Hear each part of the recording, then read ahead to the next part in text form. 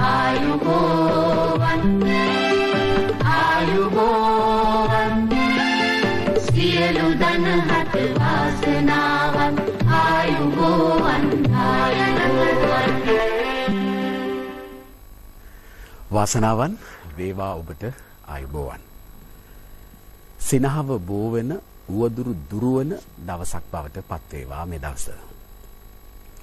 ඉරහඳටත් එහා තරුගම් වලට යන විදු නැනරියෙන් මානව බැඳි පෙමදගෙන යනු මෙන මිනිසුනේ ගෙන යනු කිමද වෙන මිනිසත්කමයි ඔබ පොළොවේ පැලඳි පින. හිතවතුනි මීට දශක ගණනාවකට පෙර අර සසර වසනතුරු නිවන් දකින්නතුරු ආදී ගීත ලියූ ඩෝල්ටන් අල්විස් මහත්තයා Tamanගේ සාමය නැමැති පද්‍ය සංග්‍රහය ලියපු කවි සටහනක්. අද බලන්නකෝ ලෝකයේ තාක්ෂණයෙන් විද්‍යාවෙන් දියුණු වෙලා ඉනිපෙත්තටම ගිහිල්ලා තරුගම් අල්ලන තරමට. හැබැයි මනුස්සකම නැතිනම් වැඩක් වෙනවාද? කොවිඩ් වසංගතය හරහා මුළු ලෝකයම දියුණු යයි කියා ගන්නා රටවල් අසරණ වෙලා ඉද්දී ඔවුන් Tamanගේ මනුස්සකම් ඈඩ් කරද්දී නැති බැරි පුංචි රටක් හැටියට හඳුනා ගන්නා අපේ රට කොවිඩ් වසංගතයට ඊටාම සාර්ථක ලෙස මුහුණ දෙමින් මනුස්සකම හිස දරාගෙන ගමන් කරන ආකාරය මොනතරම් ප්‍රශංසනීයද? නායකයාගේ සිට සියලු බලධාරීන් නිලධාරීන් දක්වා ඒ වෑයම ප්‍රශංසනීය ලෙස ක්‍රියාත්මක කරන ආකාරය මොනතරම් සොම්නස් සහගතද? ආසන්නම සිදුවීම ඊයේ දවසේදී අපි දැක්කා. අර කොළඹ ප්‍රදේශයේ කොටු වෙලා හිටපු යාචකාදීන් පවා නාවා පිරිසුදු කොට උන් සුරක්ෂිත තැන්වලට රැගෙන යන ආකාරය මොනතරම් අපි සංවේදීකම් මතු කරනවද? ඒ නිසා කොවිඩ් වසංගතය මර්ධනය කිරීම සඳහා අපේ රටේ ක්‍රියාත්මක වන මෙහෙයුම පිළිබඳව එහි මානවවාදී ගුණයන් පිළිබඳව අපි ශනිදා ආයුබෝවන් තුල අද දවසේ කතා කරන්නට කල්පනා කරා. ඒ කතාවට වඩාම සුදුසන් දෙදෙනෙකු මේ මෙහෙයුමේ අති ප්‍රබල සලකුණු දෙකක් අපි මැදිරියට ආරාධනා කළා. මා සමීපයේ වාඩිගෙන සිටිනවා සෞඛ්‍ය බලධාරීන් සියලු මේ සෞඛ්‍ය සම්බන්ධීකරණයන් සහ මෙහෙයුම් භාරව කටයුතු කරන සෞඛ්‍ය අධ්‍යක්ෂ ජෙනරාල් විශේෂඥ වෛද්‍ය අනිල් ජාසිංහ මැතිතුමන් ආයුබෝවන් ඔබතුමන්ට. ඒ වගේම මේ නිරෝධායන වැඩසටහන සහ මේ කොවිඩ් වසංගතය මර්ධනය කිරීමේ වැඩපිළිවෙලේ ප්‍රධානියා ලෙස කටයුතු කරන ශ්‍රී ලංකා යුද හමුදා අධිපති ලොතිනන්ට් ජෙනරාල් සවීන්ද්‍ර සිල්වා මැතිතුමන්ද අපිත් සමග ඉන්නවා. ආයුබෝවන් ඔබතුමන්ට. සෞඛ්‍ය අධ්‍යක්ෂ ජෙනරාල්තුමනි දැන් මේ වසංගතය ලංකාවට තර්ජනයක් වෙච්ච මේ ගත වුණු දින ගණනාව පුරා ඔබ සියලු දෙනා නිදි වරා දවාලක් රැයක් නැතුව වැඩ කළා. ඒ වැඩ කරන මොහොතේ මේකේ තිබුණ අවදානම ඔබතුමන්ලගේ මුහුණෙන් පවා ප්‍රකාශ වුණා. වචන වලින් විතරක් නෙවෙයිනේ අපි ශරීරයෙන්ුත් බොහෝ ප්‍රකාශනයන් කරනවානේ. අද වෙනකොට ඔබතුමා මේ වෙහෙස කර ඔබතුමාගේ මුහුණ ඇතුලෙන් යම් අස්වැසිල්ලක් මට පේනවා. මං හරිද? මෙහෙමයි. ඒක ඔබ කියන එක යම් ප්‍රමාණයකට නිවැරදි වන්නට පුළුවන්. අස්වැසිල්ල කියන්නේ අපි ගත්තොත් එහෙම මේ මාර්තු 11 ඉඳලා අපේ මේ ශ්‍රී ලංකාව කියන රටේ ශ්‍රී ලංකාව කියන අපේ මාතෘ භූමියේ මෙම වසංගත තත්ත්වය ගමන් කරපු ආකාරය බලපුවම අපිට පෙනී යන කාරණාවක් තමයි මේ අවස්ථාව වන විට අපි යම්කිසි යහපත් තත්වයක තියනවා කියන එක. ඒකේ දැන් මට මෙන්න මේක පමණක් මම වැඩි මේ පෙන්눔 කරන්නේ නමුත් මේක මම පෙන්눔 කරන්නම් පේනවත් දන්නේ දැන් මේ මාර්තු 11 ඉඳලා මේ දක්වා දෛනිකව ඇති වූ රෝගීන් සංඛ්‍යාව. එතකොට මේකේ තියෙනවා මුලදී වැඩිවීමක් ඊට පස්සේ පසුව නැවත යම්කිසි සංඛ්‍යාවක්. එතකොට මේ කියන්නේ විශාල සංඛ්‍යා නෙවෙයි මේවා සාමාන්‍යයෙන් දවසකට 5-10 උපරිමේ තියෙන 21ක් ඒ වගේ. එතකොට මේකේ මුල් කොටස ගත්තොත් එහෙම මුල් කොටසේදී අත්‍යවශ්‍යයෙන්ම රෝගීන් නැති වෙන්නේ රෝහල් වල. දැන් රෝහල් වලින් කොහොමද රෝගීන් ගන්නෙ? කියන්නේ ඔබ අසනීප වුණොත් අසනීප වෙලා ඔබ රෝහලට ඇතුළත් වෙනවා. කැස්ස උණ සමග ඇතුල් වෙලා ඊට පස්සේ වෛද්‍යවරු බලලා පරීක්ෂා කළා ඊට පස්සේ යම් කිසි සැකයක් ආවොත් COVID-19 වෙන්න පුළුවන් කියලා ස්වබ් එකක් අරගෙන මේක පරීක්ෂණාගාරයකට යවනවා. එහෙම තමයි මේ මුල් කොටසේ රෝගීන්. නමුත් මේ දෙවනි කොටසේ රෝගීන් ගත්තොත් එහෙම අති බහුතර එහෙම අය නෙවෙයි. ඒ කියන්නේ යම් කිසි විදියකට රෝගීන් යම් කිසි ප්‍රදේශයකින් හමු වුණොත් ඒ හමු වුණු වහාම සෞඛ්‍ය අමාත්‍යාංශයේ ඒ වසංගත විද්‍යාංශයේ වගේම ප්‍රාදේශීය වසංගත විද්‍යාඥයෝ සෞඛ්‍ය වෛද්‍ය නිලධාරීන් මහජන සෞඛ්‍ය පරීක්ෂකවරු ඔන්නෝයින කොට්ටාශ විසින් ඒ රෝගියා හඳුනා ගැනීම ওই රෝගියා හඳුනාගත් ස්ථානයේ පිළිබඳ පරීක්ෂණ පවත්වනවා. ඒ වගේම මේ අවස්ථාවේදී දැන් මේක අපි ආදි කාලයේ ඉඳලා කරන දෙයක්. නමුත් මේ අවස්ථාවේ මේ වසංගතයේ තත්වය පැහැදිලි කරගෙන විශේෂයෙන්ම අතිගරු ජනාධිපතිතුමා මේ සඳහා යුද හමුදාවත් ඒ වගේම අනිකුත් ආරක්ෂකාංශත් සම්බන්ධ කරා. ඒ නිසා ඒ අනුව දැන් වන මේ සෑහෙන කාලයක් තිස්සේ යුද හමුදාව ඒ වගේම මේ බුද්ධ්‍යංශ අර කියපු අප විසින් සම්ප්‍රදායික කරන ක්‍රියාවලියට තව පණක් දුන්නා. ඒ මගින් අපි මේ ස්ථානවල රෝගීන් සමග සම්බන්ධ වෙන අය ඒ අය සියල්ල සොයා ගැනීමේ හැකියාව ඔවුන්ව මේ රඳවා ගැනීමේ හැකියාව. ඊට පස්සේ අපි ඔවුන් නිරෝධායනට ලක් කිරීම. ඒ නිරෝධායනට ලක් කරනවා කියන්නේ යම් කිසි ස්ථානයක ඔවුන් රඳවා ගැනීම. මේ අවස්ථාවේ දින 14ක්. එතකොට අන්න ඒ ස්ථාන වලින් අපිට රෝගීන් ඇති වෙනවා. ඒ රෝගීන් කියන්නේ අර කියන රෝගියා ඇසුරු කරපු ප්‍රධාන වශයෙන් ඒ කියන්නේ ෆස්ට් කන්ටැක්ට් මට්ටමේ රෝගීන්. එතකොට අන්න එහෙම අහු වෙනවා. ඊළඟට අර රෝගීන් ඇති වෙන ස්ථාන බලලා ඒ ස්ථානවල වටේට බලලා සැක තියෙනවා නම් ඒ අයගෙන් සොබ් අරගෙන ඒ පරීක්ෂාව කරනවා. එතකොට ඒ කියන්නේ මේ අපි කියන සක්‍රීය ක්‍රමයක් ඒක. දැන් ඔබ සමාවෙන් ඔබ කිව්වට ඒක මම වෙන්නත් පුළුවන්. මේ ඔබ රෝහලට ඇතුල් වෙලා රෝහලදී COVID-19 හොයා ගන්නවා කියන්නේ ඔබ සක්‍රීය වීම නිසා. ඒ කියන්නේ සෞඛ්‍ය පද්ධතිය සක්‍රීය වීම නිසා. ඒ ලෙඩා තමයි සෞඛ්‍ය පද්ධතියට එන්නේ. දැන් මේ දෙවෙනි කොටසෙදි තින්නේ ප්‍රධාන වශයෙන් සෞඛ්‍ය පද්ධතිය හා සෞඛ්‍ය පද්ධතිය උදව් කරන හමුදාව ආරක්ෂකාංශ බුද්ධ්‍යංශ සමග ඒ කරන සක්‍රීය දායකත්වය නිසා ඇතිවන රෝගය. එතකොට දැන් අර මේ පෙරේද දිනේ තමයි දින 5කට නැත්නම් 6කට පසුව අපිට අර වගේ රෝහලකින් ඇතිවෙන එක රෝගියෙක් ලැබුණේ. ඉතින් මේක ගත්තාම එක්තරා යහපත් තත්වයක්. ඒ වගේම අනිත් එක අපිට පැහැදිලි කරනවා. ඒ කියන්නේ අනිත් එක මේක යම්කිසි ඥාතීන් පිරිසකට යම්කිසි සම්බන්ධතා පවත්වන පිරිසකට සීමා කිරීමට අපිට හැකි වෙලා තියෙනවා. ඉතින් මේ නිසා තමයි ඔබ කියන විදිහට අපිට සාමාන්‍යයෙන් වෙනදට වැඩිය යහපත් තත්වයකට දැන් අපි පත් වෙලා ඉන්නවා කියලා අපි විශ්වාස කරන්නේ. නමුත් මේක අතාරින්න බැරි බවත් ප්‍රකාශ කළ යුතුයි. හොඳයි යුද හමුදාපතිතුමනි දැන් නිරෝධායන වැඩපිළිවෙල පිළිබඳව සමාජය බොහොම දැනුවත්. ඒක අපි කාලයක් තිස්සේ මේ වැඩපිළිවෙල ලබා ඇති ප්‍රගතිය පිළිබඳව දැනුවත්. ඒ නිසා ඒ පිළිබඳ වැඩිපුර කතා කිරීම නොවේ.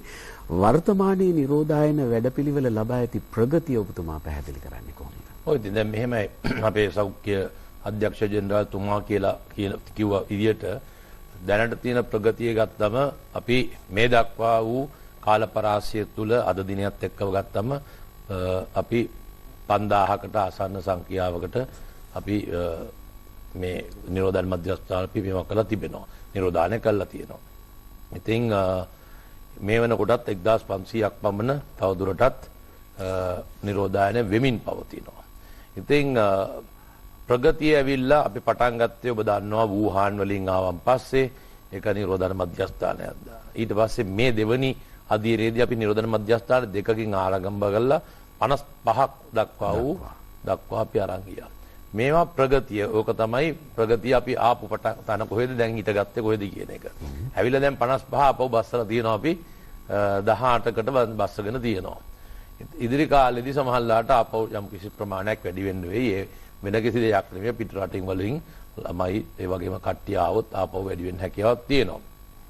ඉතින් මේකේ ප්‍රගතිය ගත්තම හමුදාව පැත්තෙන් අපිට ඉස්සල්ලා තිබ්බේ අපි හැදුවේ තිබෙන නිකන් තිබෙන ගොඩනැගිලි නිරෝධායන මධ්‍යස්ථාන බවට පත් කිරීමයි අපි කරනු ලැබුවේ. ඒත් එක්ක තමයි අපේ වෛද්‍ය ශාස්ත්‍රයේ ඉන්න වෛද්‍ය බලකායන් ත්‍රිවිධ හමුදාවේ මේ නිරෝධ මධ්‍යස්ථානට සම්බන්ධ වෙච්ච කට්ටිය කාර්ය සාධක කාර්ය කරන අනිකුත් අයවලුන් අපි යොදවලා පටන් ගත්තේ සෞඛ්‍ය අමාත්‍යාංශයේ උපදේශ හැම වෙලාවෙම සෞඛ්‍ය අමාත්‍යාංශයේ එපිඩෙමික් යුනිට් එකේ කියන විදිහට තමයි අපේ කට්ටිය කරන්නේ. අපෙත් ඉන්නවා වෙනම අංශයක් සෞඛ්‍ය බලකාය තුලත් මේ සම්බන්ධවම මේ මර්ධනය කරන කණ්ඩායමක් ඉන්නවා. ඉතින් ඒ මර්ධනය කරපු කණ්ඩායමත් එක්ක තමයි මේක අරගෙන ආවේ.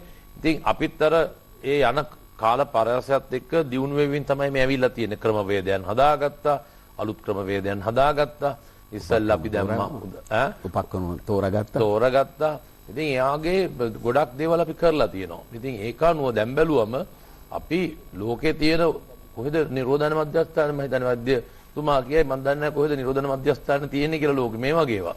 ඉතින් දෙන්න පුළුවන් රටේ ලෝකේ ප්‍රබල රටවල් වල රෝහලේ බිම මිනිස්සු දාලා ඉන්න තත්ත්වයක් තියෙනකොට අපි රෝහලනේ නිරෝධන මධ්‍යස්ථානේ දන් දීලා මෙට්ටයක් දීලා කන්න බොන්න දිනේ සාමාන්‍ය ක්‍රමනේ හොඳට කන්න බොන්න දීලා හරි ටීවී දාලා ඇඳුම් හොදා ගන්න වොෂින් මැෂින් හයි කරවලා මේ කෑම අතට දීලා ඉතින් හැම දෙයක්ම දීලා ඊට මන්තර අපේ දන්න විදියට අපේ සාමාන්‍ය අපේ දේශීය රටක් හැටියට ඒවා කියනවා කොත්තමල්ලි එකක් බොන්න හොඳයි කිව්වොත් සව් එකක් අපි පුණානේ පැත්තේ රස්නේ හින්දා සව් එකක් හොඳයි කියන ඒවත් දෙනවා ළමයි හිටියොත් සීරියල් දෙනවා ඉතින් ওই જાති ඔක්කොම දීලා තමයි මේ ඉතින් අපි බැලුවන් පස්සේ අපි ආපු ප්‍රගතිය ගත්තන් පස්සේ අපිට හිතා ගන්න පුළුවන් අපිට රැක ගන්න පුළුවන්. අපි නිරෝධායන ගැන දැනගන්න නෙමෙයි පටන් ගත්තා. සෞඛ්‍ය වෛද්‍යවරු වගේ නෙමෙයි.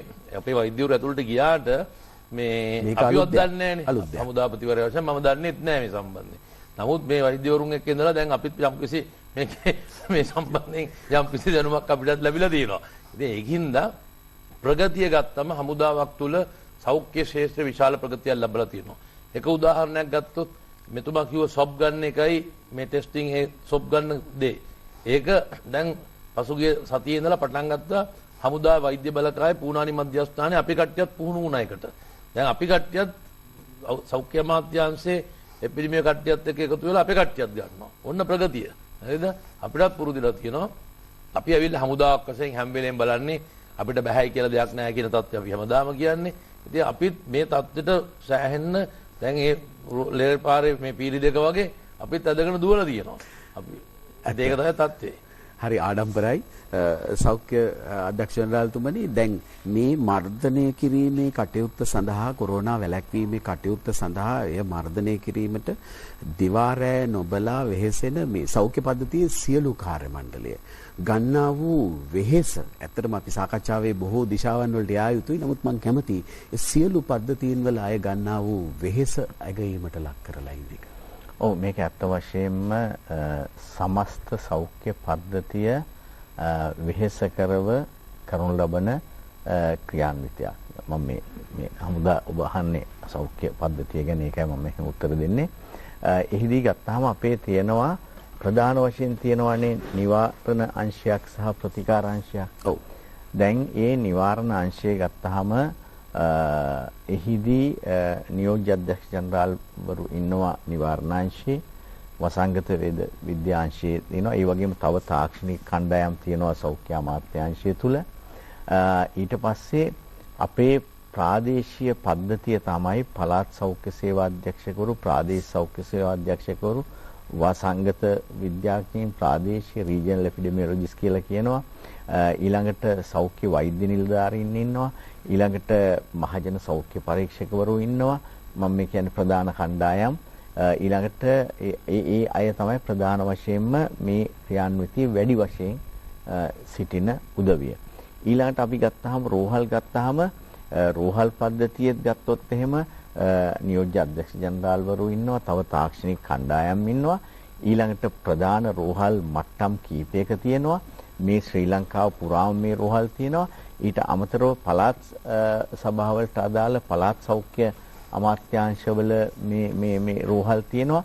එතකොට අපිට පෙනී යන කාරණාව තමයි මේ අවස්ථාවේ සමස්ත නිවාරණ පද්ධතිය සහ සමස්ත ප්‍රතිකාර පද්ධතිය ලොකු ක්‍රියාවක නියැලෙනවා. එතකොට ඒකෙනුත් විශේෂයෙන්ම නිවාරණ අංශයේ ක්ෂේත්‍රයේ ප්‍රධාන කටයුත්තක් කරනවා. දැන් ඔය කියන රෝගීන් මේ ඔය කියන සොබ් ගැනීම, ඔය කියන රෝගීන් හඳුනා ගැනීම, ඔය කියන නිරෝධායන මධ්‍යස්ථානවල කටයුතු වලට උදව් වීම, මේ ඒ වගේම කන්ටැක්ට්ස් කියන මේ ඒ අය සොයා යෑම, ඒ අයව මේ නිරෝධායනට නිවෙසේ නිරෝධායනට පවත්වා ගැනීම, නිරෝධායනය අවසන් කිරීම, ඊළඟට මේ සැක කටයුතු ආසාදිතයින් සොයා ගැනීම, ඒ අය තමන්ගේ ඇහි මානෙන් ඉවත් නොවි පවත්වා ගැනීම, මේ කරුණු කාරණා දෛනිකව ඔබ කිව්වා වගේ මේකට දවාලක් රැයක් කියලා නැහැ, එවැනි තත්ත්වයක් තියෙනවා. ඒ වගේම රෝගීන් ඉන්නවා නම් ඒ රෝගීන්ට ප්‍රතිකාර කළ යුතුයි. එතකොට ඒ සඳහා විශාල ක්‍රියා පිළිවෙතක් තියෙනවා. දැන් ඒකෙදිත් ඇත්ත වශයෙන්ම අපිට මේ තියෙන රෝහල් පද්ධතියට අමතරව අපි ඇති කරලා තියෙනවා මේ COVID-19 සඳහා මේ පවතින රෝහල් හෝ පවතින වෙනත් ආයතන රෝහල් බවට පත් කරන ලද අවස්ථා තියෙනවා. දැන් ඉරණවිල, ඒ වගේම වැලිකන්ද මූලික රෝහල. මොකද වැලිකන්ද තිබ්බේ සාමාන්‍ය මූලික රෝහලක්. නමුත් පොළොන්නරුව මහ රෝහල පසුබිම් කරගෙන එහි අධ්‍යක්ෂකවරයා සහ කාර්ය මණ්ඩලය සම්බන්ධ කරගෙන මේ කටයුතු වලදීත් මේ යුද හමුදාපතිතුමා යුද හමුදාව අපිට ඉතා ඉක්මනින් ඒවා මේ සකස් කරලා දෙන්න. දැන් ඔවුන් නිරෝධායන මධ්‍යස්ථාන තැනීම පමණක් නෙවෙයි, රෝහල් තැනීමෙදිත් විශාල කාර්යභාරයක් කරලා තියෙනවා. මොකද අපිට මෙතන අපි ස්ට්‍රැටජිකලි, ඒ කියන්නේ උපාය මාර්ගිකව අපිට අවශ්‍ය වෙන ස්ථාන තියෙනවා. ඒ උපාය මාර්ගික අවශ්‍ය ස්ථානයේ සමහර විට ඒ අවශ්‍ය විදියට නැහැ. ඒක අපිට සකස් කර ගන්න ඕනේ. දැන් අපි සෞඛ්‍ය අමාත්‍යාංශය මේක තනිවම කරන්න ගියොත් එහෙම කාලයක් ගත වෙනවා. ඒ දැන් යුද හමුදාව තුල හැම අංශයකම හැම ඉංජිනේරුවරයාගේ ඉඳලා පෙදරේරුවාගේ ඉඳලා හැම කාර්ය මණ්ඩලයක්ම ඕන් සතුව සිටිනවා. ඒ නිසා මේ අපි මේ සෞඛ්‍ය කාර්ය මණ්ඩලය මේ අවස්ථාවේ කරන සේවාව අත වශයෙන්ම මේ ඊටාම විශිෂ්ට වූ සේවාවක් මේ අවස්ථාවේ කරමින් සිටිනවා. ඉතින් ඒකෙදි මට මේ අය කියලා වෙන් කරන්න බෑ. මේ තියෙන්නේ දැන් සමහර විට ඇතම් කාර්ය මණ්ඩල මේ අවස්ථාවේ ඉදිරියෙන් නැති වෙන්න පුළුවන් මේ ප්‍රශ්නයේ ස්වභාවය මත. නමුත් ඕන් උනත් අවශ්‍ය අවස්ථාවලදී ඉදිරියට ඒමට සූදානමින් තමයි සිටින්නේ. ඉතින් ඒක තමයි ඉතින් ඒ සෞඛ්‍ය කාර්ය මණ්ඩල වලටත් අත් වශයෙන් මේ ආරක්ෂක අංශ වලින් ලැබෙන සහයෝගය මත අපිට ඒව කාර්යක්ෂමව කරගැනීමේ හැකියාවක් ලැබිලා තියෙනවා. ඉතින් මේ අපි අත් වශයෙන්ම ගරු සෞඛ්‍ය අමාත්‍යතුමිය වෙනුවෙන්, සෞඛ්‍ය ලේකම්තුමිය වෙනුවෙන්, මේ සෞඛ්‍ය අමාත්‍යාංශය වෙනුවෙන් අපි අත් වශයෙන්ම ආඩම්බර වෙනවා සහ අපි අත් වශයෙන්ම ඒගොල්ලෝ ඒ අයගේ රාජකාරී කරන ආකාරය පිළිබඳව අප තුළ ඇත්තේ විශාල ගෞරවයක් සහ ප්‍රණාමයක් කියලා ප්‍රකාශ කරන්නට ඕනේ. ඇගීම අවශ්‍ය තැනට ඇගීම තියෙන්නට ඕනේ. අපි බොහෝ වෙලාවට කෘතවේදීකම අමතක කරනවා සමහර ප්‍රශ්න අපෙන් මගහැරලා ගියාට පස්සේ. අපි මේ සාකච්ඡාව තුළ වුණත් මේ විදිහට මේ සෞඛ්‍ය අංශ පිළිබඳව ඇගීමෙන් කතා කරනවා. ඊළඟට ආරක්ෂක අංශ යුද හමුදාපතිතුමනි නිරෝධායන වැඩපිළිවෙල ආරම්භ කරලා ටිකක් මේ වැඩපිළිවෙල ක්‍රියාත්මක වෙද්දී කෙනෙක් දෙන්නෙක් සමහර තැන්වලදී චෝදනාවෙන් කතා කරපු අවස්ථා තිබුණා. ඒවට උත්තර දෙද්දී බොහෝ දෙනා කිව්වේ ඔබතුමාගේ ඇස්වල කඳුළු පිරුණාය කියලා. ඇත්තටම අපේ විරුසගයින් මේ වෙනුවෙන් ගන්නා උත්සාහය ඔබතුමා දෑසින් දකිනවා. අපි කැමති ඒ කොල්ලෝ කෙල්ලෝ ගැන කතා කරන්න. ඔව් ඇත්තටම අපේ ඉන්නේ විනයක් තියෙන රටේ අපි කියන්නේ විනයක් තිබෙන සංඛ්‍යා වැඩිම පුරමින ජනතාවක් ඉන්න කොටසක් හැටියට තමයි යුද හමුදාව සහ ත්‍රිවිධ හමුදාව හඳුන්වන්නේ. ඒත් එක්කම පුහුණුවක් ලැබලා තිනවා ඒ විනයත් එක්ක කටයුතු කරන්න. එතකොට අපි ඇත්තටම කරේ මේ කාර්යවේදී අපේ ළමයි, අපේ සොල්දාදුවන්, විරෝධා රණවිරුවන් සියලුම වරු ත්‍රිවිධ හමුදාවෙම මේවා අපිට තිබ්බ දේවල් නෙමෙයි මං කිව්වා වගේ අලුත් දේවල්. නමුත් කිව්වන් පස්සේ මේවා හඳුන්වන්න අපිට මාස ගණන් හම්බුනේත් නැහැ. හම්බුනේ නැහැ. ඔලෙමතුමා කිව්වා වගේ ඉරණවිල ගන්නවා දවස් කිහිපයක් ඇතුළත රෝහලක් ප්‍රතිකාර කරන ලෝහල කියන්නේ COVID-19ට ප්‍රතිකාර කරන රෝහලක් බවට පත් කරනවා. ඒකට ඒ වගේ තැනක් පත් කරන්න මේ නිකම් මේ සාමාන්‍ය එයාර් කන්ඩිෂන් එකක් දාලා කරන්න බෑ. ඒවා තියෙනවා ධන රින ගගා තියෙනවා වර්ගවල කොට තියෙනවා. ඉතින් ඒ જાතියට හදන්න ඕනේ.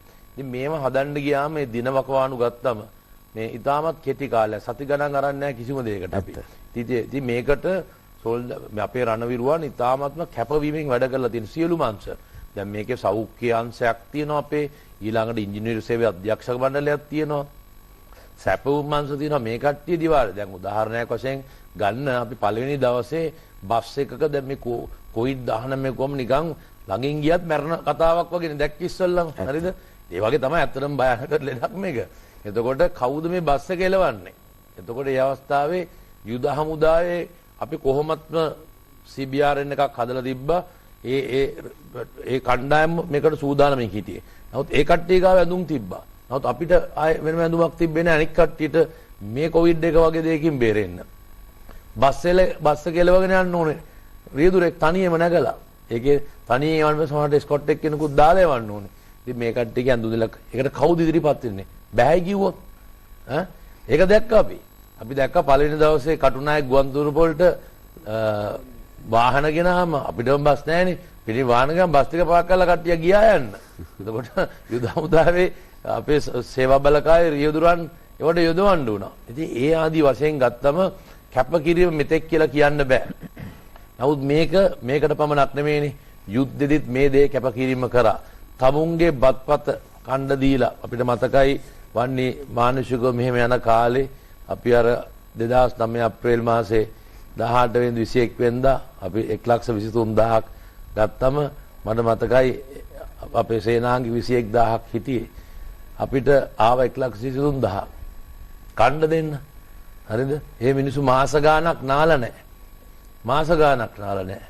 එතකොට මේ මිනිස්සු කණ්ඩ දෙන්න ඕනේ. දරු ප්‍රසූත දෙකක් වුණා අපේ ළමයි ගියතේ. එතකොට ඒ විදියටයි වැඩ කරේ. එතකොට මේ හැම දෙයක්ම බැහැයි කියන්නේ නැතුව එදත් කරා. අදත් ඒ තත්ත්වෙම තමයි තියෙන්නේ. අපේ විරෝධාර රණවිරුවන් කිසිම අනිත් සමහර දේවල් අපි දන්නම දේවල් කියලා නැති වෙන්න පුළුවන්. අලුතෙන් එන දෙනවා සෞඛ්‍ය අමාත්‍යාංශයේ ඒ වෛද්‍ය වර්ගයෙන් අහගන්නවා. එතනින් එහාට කරගෙන යනවා. බැහැයි කියන්නේ නැතුව කරගෙන යනවා. නමුත් මෙතුමා කිව්වාගේ මේ සෞඛ්‍ය ශාස්ත්‍රය කිව්වාගේ අපේ හමුදාවෙත් හැම දෙයක්ම බොහොම කැපවීමෙන් අදටත් එහෙමනේ. අදටත් ඒ தත්ත්වය තමයි තියෙන්නේ. කියන්නේ මේ තියෙන දේ දීලා හරි අපේ කට්ටියගේ දේවල් දීලා ඇඳ මෙට්ටේ දීලා එදා එහෙමයි අපි කරේ. ඊට පස්සේ මේකත් එහෙම තමයි. කන බොන එක ඉඳලා විතරක් නෙමෙයි. දැන් අද මේ ඇතුළට යන්නේවා කරන්නේවා වෙන පුද්ගලයෙක් කන එකක් ගිහිල්ලා අපි වල දාලා ඒවා පුච්චලා ඒකත් වල දාලා වහලා ඒ ආදී වශයෙන්ම වැඩ කරනවා. ඉතින් හැම දෙයක්ම පුදුම කැපවීමකින් කරන්නේ. හැම රෙජිමේන්තු අපේ තියෙනවා රෙජිමේන්තු ගණනාවක්. ඒ රෙජිමේන්තු වල මෙතුමා කිව්වාගේ තමයි මේකට සම්බන්ධයෙන් වෛද්‍ය ශාස්ත්‍රය ඊළඟට සේවා බලකා කැම දෙන්න අපේ තියෙනවා යුද උපකරණ ගබඩා රෙජිමේන්තුවක් ඒකෙන් ඒක දෙනවා යුද හමුදා පොලිසිය ඉන්නවා ඒ සඳහා ආරක්ෂා කරන්න පාබල බලයන් ඉන්නවා ඒක ආරක්ෂා කරගන්න එතන යනවා මෙහෙ ඉන්නවා කට්ටියක් දැන් මෙහෙන් එයාපෝට්ස් වලින් එනවා කොහොම මේ කට්ටිය ආරක්ෂා සහිතව යවන්න ඕනේ ඉතින් ඒ වගේ මුළු හමුදාම එකට සම්බන්ධ වෙලා ඉන්නේ ඒත් එක්කම කිව්ව විදියට බුද්ධි බලකා අපේ තියෙන බුද්ධි බලකා ඊ타මත්ම මේ ප්‍රබල බුද්ධි බලකා මොවුන්ගේ කැපවීම පැය 24 මේ සෞඛ්‍ය ක්ෂේත්‍රය යුද හමුදා ත්‍රිවිධ පොලිසිය මේ ඔක්කොම පැය 24 බුදු වුණා දැන් අපි වගේම ඒ කට්ටියත් කැප වෙනවා මේ නීති මාර්ගල මූණ වෙනස් වෙලා ඔක්කොම කියලා ඔව් මේක හැම එක්කෙනාටම තියෙනවා මොකද මෙතෙක් කියලා කියන්න බෑනේ ඒ ඇස අපිට මොකක්ද හුදකලා ගම්මාන දානවා ඒවා රැක ගන්න ඕනේ ඒක මානුෂික විදියට රැක ගන්න ඕනේ මේ අපේ රටේ මිනිස්සු රැක ගන්න යන්නේ එතකොට මේ මිනිස්සුන්ට කතා කරන දේවල් සමහර දේවල් මේවා කියන ගමන් උගන්වන්නේ ඉතින් ඒ හින්දා මම දකින්නේ අපේ දැයේ පිනට පහළ වූ රණවිරුවන් අපේ හමුදාවේ ඉන්නේ ඉතින් ඒ කට්ටිය තාමත්ම කැපවීමෙන් කරනවා ඒත් එක්කම මේ රටේ මිනිස්සු කැප වෙන මේ අවස්ථාවේ කැප වෙන ආකාරය දිහා බැලුවම ඒකත් අපිට යම්කිසි මොරාල් එකක් අපිට අවශ්‍ය දේ අපිට ඒ විදිහට කරගන්න මෙතුමාගෙන් අහපු ප්‍රශ්නෙට වගේ කරගන්න අපිට හැකියාවක් ලැබිලා තියෙන්නේ අපේ රටේ ඉන්නේ වෙනම ජාතිය මිනිස්සු සෙට් එකක් මම කිව්වොත් උදාහරණයක් ගත්තොත් ඒ කියන්නේ කවුරු කොහොම මොකද්ද මේ ප්‍රබල රටවල් කොහෙද ඉන්නේ කොහෙද ඉන්නේ අපි මෙතුමා පටන් ගත්තා වගේ අපි පොඩි රටක් කියලා නමුත් අපි කොහෙද අද හිටගෙන ඉන්නේ අපිට මේ ඉන්න හැකියාවක් ලැබිලා තියෙන්නේ අපි අර සමගිය ශක්තියක් කරගෙන නොහැක්කක් නොමැති කියන තේමාවක් තියාගෙන අපි වැඩ කරපු ඉන්නයි සමගිය ශක්තියක් කරගත්තා. නොහැක්කක් නොමැත. ආදරයෙන් මිනිස්සු දිහා බැලුවා. අපි බොහෝ ප්‍රශ්න වාගේම මෙයත් ජයග්‍රහණය කරන්නට ඒ ඔස්සේ අදිටන් කරගනිමු. කෙටි විරාමයක් ගන්න අපිට අවසර දෙන්න. ආයුබෝවන් ආයුබෝවන් සියලු දනහට වාසනාවන් ආයුබෝවන් ආයුබෝවන්. ඔබ නැවතත් ශනිදා ආයුබෝවන් සමග COVID-19 පරදවීමේ ක්‍රියාන්විතය පිළිබඳව සෞඛ්‍ය අධ්‍යක්ෂ ජනරාල්තුමන් සහ යුද හමුදාපතිතුමන් සමග අප සාකච්ඡා කරමින් ඉන්නේ. සෞඛ්‍ය අධ්‍යක්ෂ ජනරාල්තුමනි, දැන් ලෝකයේ අනෙක් රටවල් සමග සංසන්දනය කරද්දී අපි මේ යම් ප්‍රගතියක් හෝ මර්ධනය කිරීමක ඉන්නවා නම්, එය සතුටුදායක රේඛාවක ගමන් කරනවා නම්, ඒට මේ සියලු අංශ සම්බන්ධීකරණය කොට සදන ලද යාන්ත්‍රණය කොච්චර ඉවහල් වුණා, වාසියක් වුණා කියලා ඔබ විශ්වාස කරනවද? දැන් මෙහෙමයි. දැන් අපේ ප්‍රධාන වශයෙන් ශක්තිය තමයි රෝග නිවාරණය සහ රෝග පාලනය කියන මේ ක්‍රමවේදය. දැන් ගත්තොත් එහෙම අපි දැක්කා බටහිර රටවල්, ඒ කියන්නේ ඉතාලිය වෙන්න පුළුවන්, එක්සත් රාජධානි වෙන්න පුළුවන්, එක්සත් ජනපදය වෙන්න පුළුවන්. ඒ රටවල් හැම එකම විශාල හානියක් වෙලා තමයි මේ වසංගතයේ ඒ රටවල් වල ඉවර වෙන්නේ. යම් කිසි වෙලාවක ඒගොල්ලන්ගේ වසංගතය ඉවර වෙනවා. දිගටම තියෙන්නේ නැහැ මේ අවස්ථාවේ. නමුත් එහෙම ඉවර වෙනකොට විශාල සංඛ්‍යාවක්, මං හිතන්නේ ඊයේ පැය 24 තුළ ඇමරිකා එක්සත් ජනපදයේ 15000ක් මිය ගියා. කියන්නේ අපිට හිතා ගන්න බැරි සංඛ්‍යාවක් එක රටක එවැනි සංඛ්‍යාවක් මිය යනවා කියලා කියන්නේ. දැන් ඔබ හිතන්න, දැන් ලංකාවේ 15000ක් මිය යනවනේ, 15000ක් අසනීප වුණත් ඒකේ තියෙන බැරෑරුම්කම. එතකොට අපි මුලින්ම වටහාගත්තු දේ තමයි මේ රෝගය, මේ වෛරසය යම්කිසි විදියකට দমনය කරගන්න මුල ඉඳලම උත්සාහ කර ගැනීම තමයි අපට ගත හැකි නිවැරදි පියවර කියන එක. දැන් අපි ගන්න දැන් සාමාන්‍ය වෛරස් උණ. දැන් සාමාන්‍ය වෛරස් උණ ඇවිල්ලා සමහරට අපේ සමාජයෙන් සෑහෙන පිරිසක් ලෙඩ කරලා යනවා. දැන් අපි කියන්නේ මේ දවස්වල තියනවා කියලා වුණා. දැන් ඒකට අපි විශේෂ ක්‍රියාන්විත නැහැනේ. ඒකට විශේෂ වැඩපිළිවෙල නැහැනේ. මොකද අපි දන්නවා ඒකේ එහෙම මරණීය තත්වයක් නෙවෙයි. ඒක ඒ වෛරසය ඇවිල්ලා යනවා. ඉතින් නමුත් මේක අපි චීනෙන් අඳුනගත්තා මේක ඊටාම භයානක තත්වයක් කියන එක. දැන් අපි දන්නවා මේකෙන් 40%ක් බොහොම සාමාන්‍ය විදියට ලෙඩ වෙනවා. තව 40%ක් මධ්‍යම වශයෙන්. ඊට පස්සේ 20%ක් තමයි අමාරු වෙන්නේ. ඒකෙන් 5%යි දැඩි සත්කාරයක වලට ඇතුළත් වෙන්නේ. මේක තමයි සාමාන්‍ය අපි දන්න දේ. නමුත් ඒ 100ට ගණන නමුත් බලන්න අපි කියන ඇබ්සලූට් ෆිගර්ස් කියලා. ඒ කියන්නේ සංඛ්‍යාත්මකව 100ට ගණන පැත්තකින් තියන 105 වෙන්න පුළුවන්. නමුත් සංඛ්‍යාත්මකව අර රටවල් වල දැන් මිය ගිහිල්ලා තියෙන සංඛ්‍යාව බලන්න.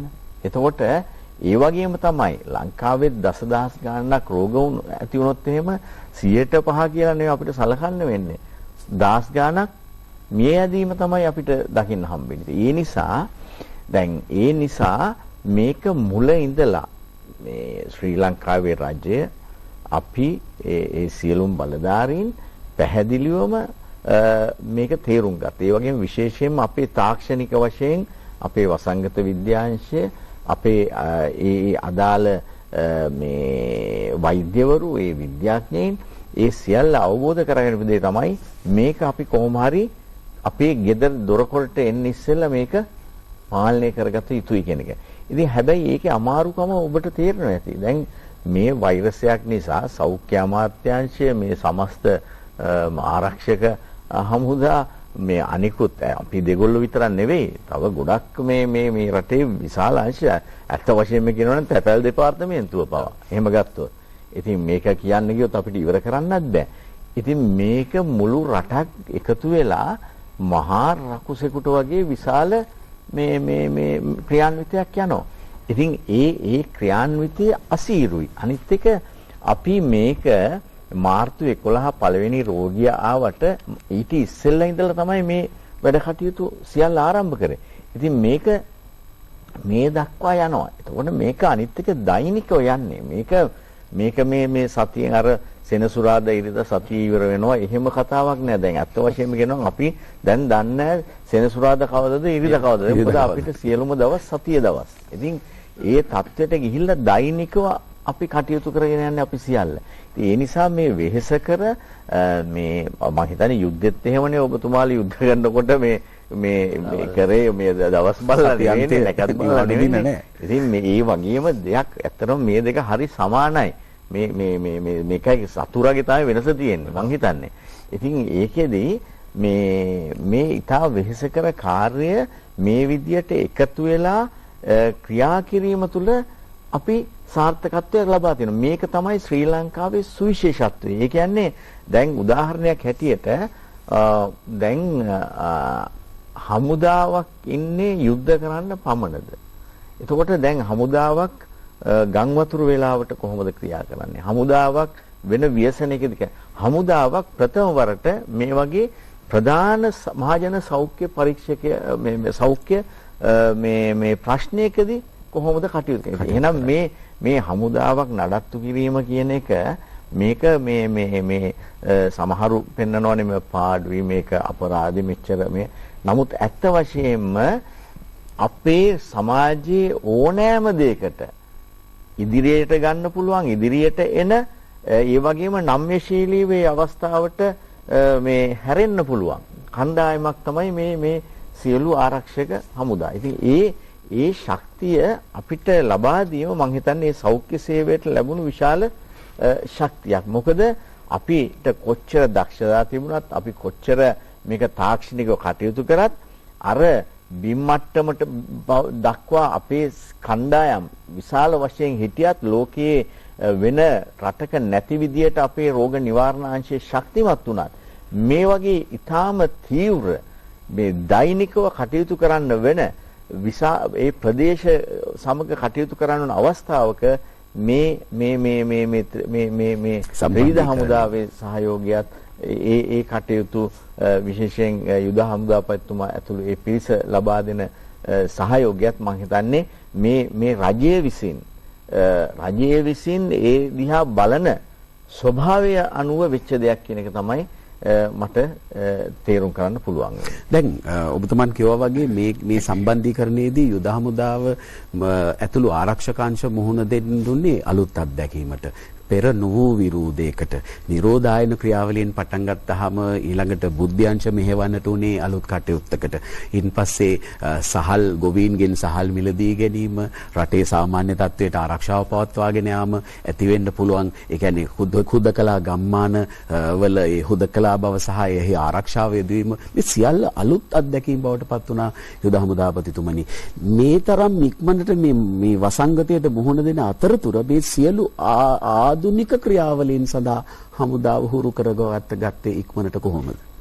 ඔව් මෙහෙමයි. හමුදාවක් කියන්නේ ඇත්තටම කිව්වා වගේ සාමාන්‍ය ඔබ වගේ කට්ටිය රටේ සමාජයේ ඉන්න කට්ටිය යම් කිසි හමුදාවට එනවයි කියලා ආපු වෙලාවෙ ඉඳලා ඉස්සල්ලාම මේ පළවෙනි දේ විනය කියන එක. විනය හදා ගන්නවා. ඊට පස්සේ පුහුණු වීම කරනවා. පුහුණු වීම කරාම මෙතුමා පැහැදිලිව කරා වගේ හමුදාවේ මේ හමුදාවල තමයි හැම ශේෂ්ත්‍රෙම තියෙන දේවල් තියෙන්නේ. ඔබතුමා දැන් කිව්වා ඔව් අපි කරපු දේවල් හරිද?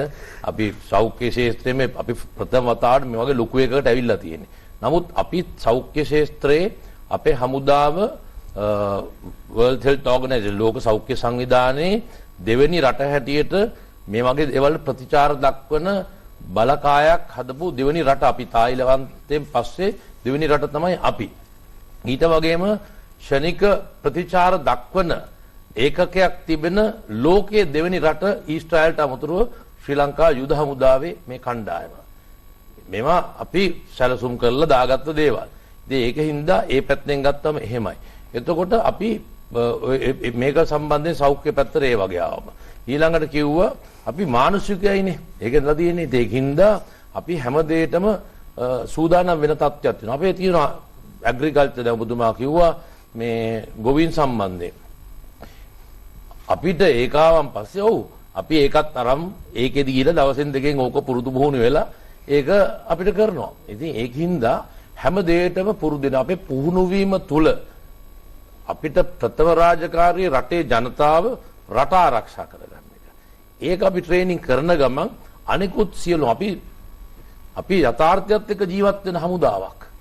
අපි මේ පොතට පමණක් වෙච්ච නෙමෙයි යුද්ධ දිනුවේ පොතෙන් පමණක් නෙමෙයි. පොතේ තිබ්බේ අපේ මේ එංගලන්තෙන් අපිට හම්බෙච්ච මේ පොත අපි ඒ පොතෙන් ගියපු කාලෙකුත් තිබ්බා. නමුත් ඒ කාලේ අපිට දිනන්න බැරි වුණා. පොතේ ප්‍රින්සිපල්ස් ටික අරගෙන අපේ රටට ඕන විදිහට අපි හදාගත්තා. අපිටම මොඩලයක්. අපේ මොඩලයක් හදාගත්තා. දැන් සෞත්‍ය ක්ෂේත්‍රෙත් කරන්නේ එහෙමනේ. දැන් සොබ් එක පිට රටින් ගෙනාපු සොබ් එකද මේ අපේ ඇතුලේ හදාගත්ත තත්ත්වයක් තියෙනවා. එතකොට ඔබතුමා කිව්වාගේ අපි විෂහරණය කරන ඒවා මේවා අලුතෙන් හදාගත්ත දේවල්. යන ගමන් අවශ්‍යතාවය මොකද්ද? මොලේ පාවිච්චි කරලා අපේ රිසර්ච් ඇන්ඩ් ඩෙවලොප්මන්ට් කියලා සෙක්ෂන් එකක් තියෙනවා. ඒකෙන් මේව හදන්න ගන්නවා. ඉතින් ඒකින්ද මේ හැම අංශයටම අපි පුරුදු පුහුණු වීමේ අවශ්‍යතාවයක් තියෙනවා. ජෙනරලි ඔක්කොම නෙමෙයි. අතුලටම ගිහිල්ලා නෙමෙයි. නමුත් අර හමුදාවේ පුහුණු වීම තුල අපි පුරුදු කරන්නේ හැම දෙයකම පුරුදු කරනවා. ඒත් එක්ක රෙජිමෙන්ට් ඇතුලේ තියෙන විශේෂ වූ ඒකකම් තියෙනවා ඒ සඳහාම. දැන් අපි ඔබතුමා කිව්වාගේම මර්ධන ඊළඟට එන්න පුළුවන් ඩෙන්ගු වැස්සත් එක්ක. අපි ඒකටත් දැන් වැඩ පටන් ගන්න ඉවරයි. අපේ රටේ හමුදාගත සූදානම් වෙනවද කියලා ඔබතුමා අහපු ප්‍රශ්න ගත්තොත් මම ජනවාරි මාසේ හමුදාවටම උපදෙස් දීලා දිනවා හැම හමුදා කඳුරේම වවන්න කියලා.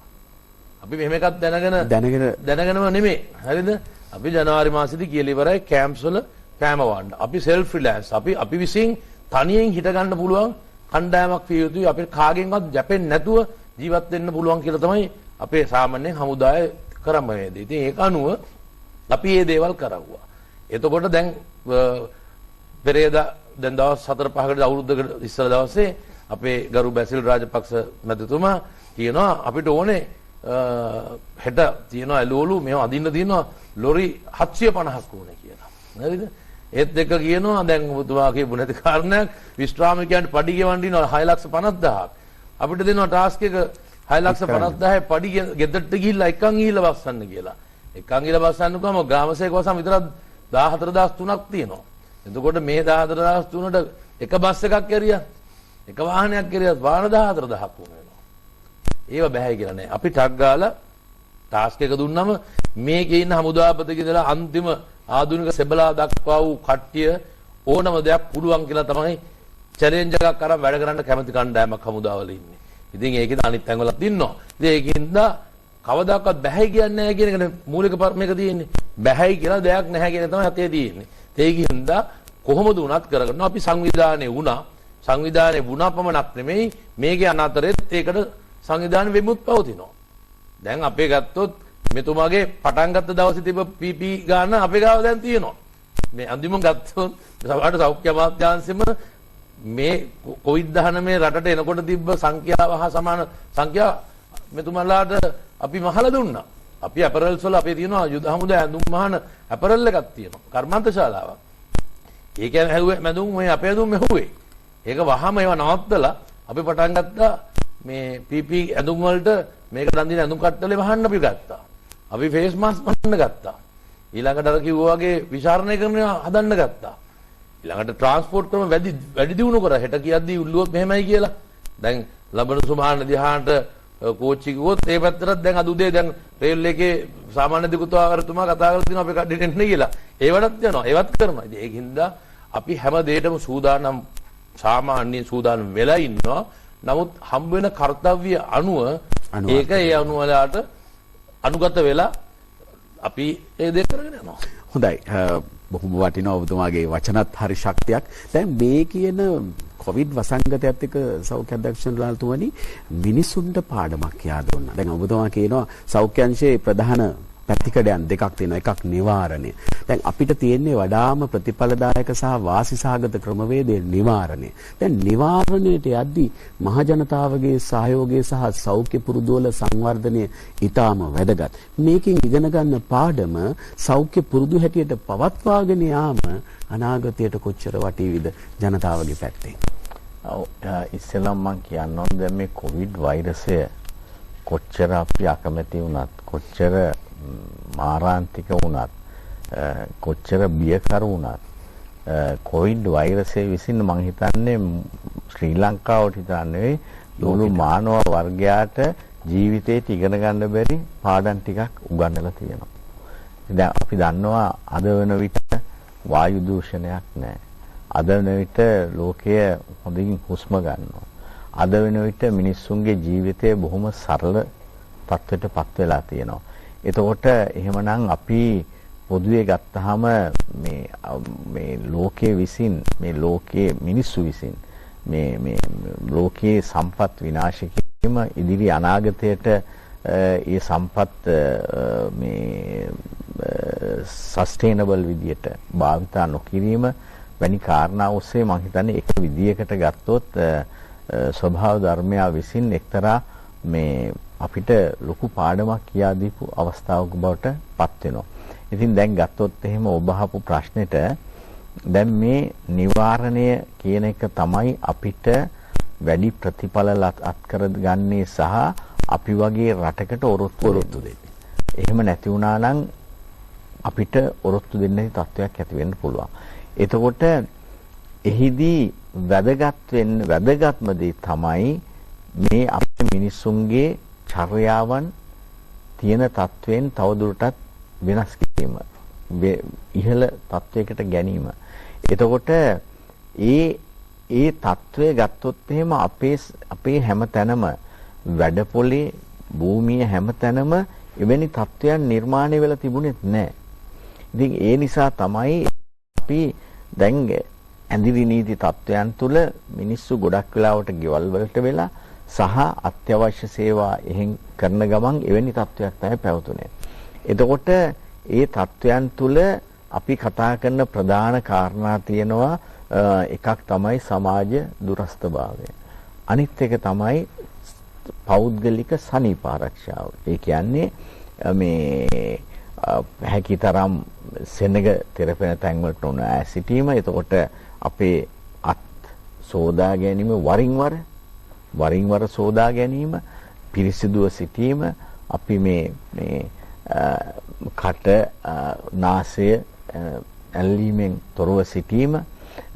එතකොට මෙවැනි දේවල් සඳහා දැන් අපිට ඒ පුද්ගලයන්ට ඒ තත්ත්වය පවත්වා ගැනීම සඳහා පුද්ගලයන් ඒකට යොමු කරනවා වගේම ආයතනික වශයෙන් යම් යටිතල පහසුකම් යම් ආයතනික වෙනස්කම් කිරීමේ අවශ්‍යතාවයක් තියෙනවා. ඉතින් ඒක තමයි දැන් අපි තුමු දැන් ඉදිරියට රට යම් කිසි විදිහකින් විවෘත කරගෙන යනවා. ඒ යෑමේදී අත්‍යවශ්‍යයෙන් අප විසින් පවත්වා ගත යුතු කරුණු කාරණා තියෙනවා. එතකොට ඒ සඳහා මම හිතන්නේ මේ මාස 2-3ක් අපේ ජනතාව මේ පිළිබඳ හොඳ අවබෝධයක් සහ සූදානමක් ලබා තියෙනවා. දැන් මුලදීම අපි දැක්ක ඇඳිරි නීති ඉවත් කරනකොට ටක් ගාලා මිනිස්සු මේ එකට පොදි ගැහිලා කටයුතු කරනවා. නමුත් පහුවෙන්න මේ தત્ත්වයේ ජනතාවගෙන් ඈත් වුණ බව තේරුම් ගත්තා. ජනතාව තේරුම් ගත්ත බව වුණා. ඉතින් ඒ අතින් ඒ ජනතාවගේ සිහි බුද්ධිය කල්පනාව මේ තමන්ගේ චර්යාව වෙනස් කර ගැනීම ඇති අවශ්‍යතාවය තේරුම් අරගෙන සවිඥානිකව කටයුතු කිරීමේ තත්වයක් ඇති වෙලා තියෙනවා. හැබැයි අපි මතක තියාගන්න ඕන අපේ රටේ ජන සමාජයේ කාර්යාල වෙන්න පුළුවන්, කර්මාන්ත ශාලා වෙන්න පුළුවන්. මේ තත්වයට ගැළපෙන යටිතල පහසුකම් ප්‍රමාණවත් මදි. එතකොට අන්න ඒ තත්වයන් නිර්මාණය කර ගැනීම, ඒ සඳහා ආයෝජනය කිරීම, ඒ සඳහා පෙළ ගැස්වීම ඊටාම කුඩා කඩේ ඉඳලා විශාල කර්මාන්ත ශාලා ඒ හැමතැනම සිද්ධ විය යුතුයි. ඉතින් දැන් අපි මේ අවස්ථාවේ අපි දන්නවා ආයතනවල අත්සෝදන්න කියලා තත්ත්වයක් නැති කරලා තියෙනවා.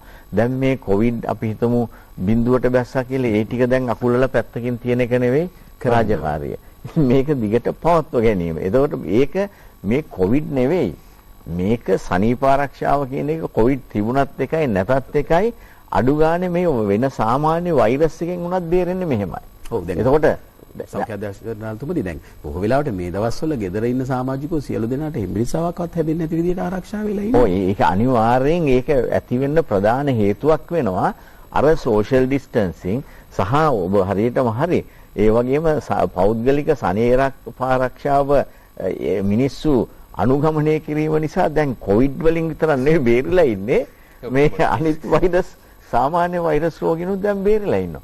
ඉතින් මේක දිගට අපි මේ රැගෙන ගියොත් මේ කොවිඩ් නිසා අපිට ලැබුණු ප්‍රධානතම පාඩමක් බවට පත් වෙනවා මේ කොහොමද අපි වෛරස් රෝග වලින් මේ විශේෂයෙන් ශ්වසන මාර්ගයෙන් බෝවන වෛරස් රෝග වලින් කොහොමද වැළකෙන්නේ කියන එක පිළිබඳව මම හිතන්නේ දැවැන්තම පාඩම අපිට ලැබිලා තියෙනවා. ඒක දැන් ඒක මේ මහ පොළොවේ ක්‍රියාත්මක වෙන බව පේනවා වෙන රෝග නැතිකම.